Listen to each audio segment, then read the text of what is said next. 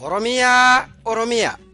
yaa badhaatu biyyaa fulgubbeen kee faayaa keeyse keeziqaya si jaalanna si faarfanna nu ilmaan kee siin boonna biyyatoo Oromiyaa manaacihaa biyyaa ati nutti hin goomtu hedduu si jaalanna jaalala siin maltu sirratti dhalannee sirraa soorannee unannee guddanne sirratti abamnee beekumsaas qabaanne yoomus hin dagannu nu sin irraanfannu Oromiyaa Oromiyaa yaa bareedduutiyya Rabbi si badhaasee si godhe addayyaa tuqaateen dandeenyu ilmaan kee martinu haqa nurraa qabdu yoomuu hin dagannu Oromiyaa Oromiyaa yaa badhaatu biyyaa hundee jiruutiyyaa siif hin jiraani halkanii fi guyyaa Rabbi si bareechee garayyuun si tolchee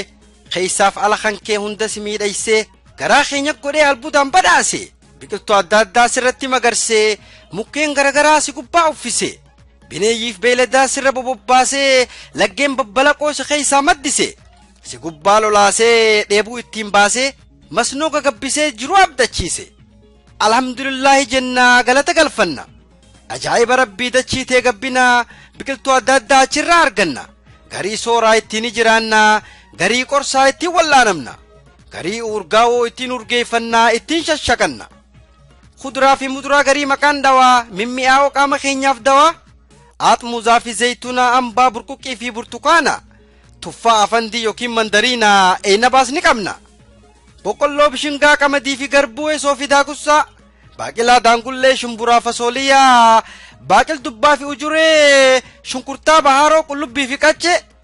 خارو تديمي في فجل لكاومندو مواني مغرسيتو دچين روميا Mataan hin dhukkubin qotee bulaa keenya yaa abbaa oomisha masnoo lafa teenya waa xiqqoon dubbadhaa mee waa'ee bineensaa beekamaas ni qabna Oromiyaa keessa kanneen akka yayyii leencaa fi qeeransaa biyya cufaa dhufaa marti daawwii isaa wayinni fi qalamee kan akka jaldeessaa arba sattawwaa fi harree diida keessa waan hedduutu jira biyya teenya keessa hundumti isaatu nama hinaafsisa tanaaf ciisa dhabee diinni jabaasaa ilmaan Oromiyaa meena caqasa Tuni kuno damsa akkan jajjabeessa Oromiyaatiisa Tuni kuno damsa akkan jajjabeessa Oromiyaatiisa Dhageeffattoota sagalee Oromiyaa jaalatamoo na dhageeffachuu keessaniif fayyadaa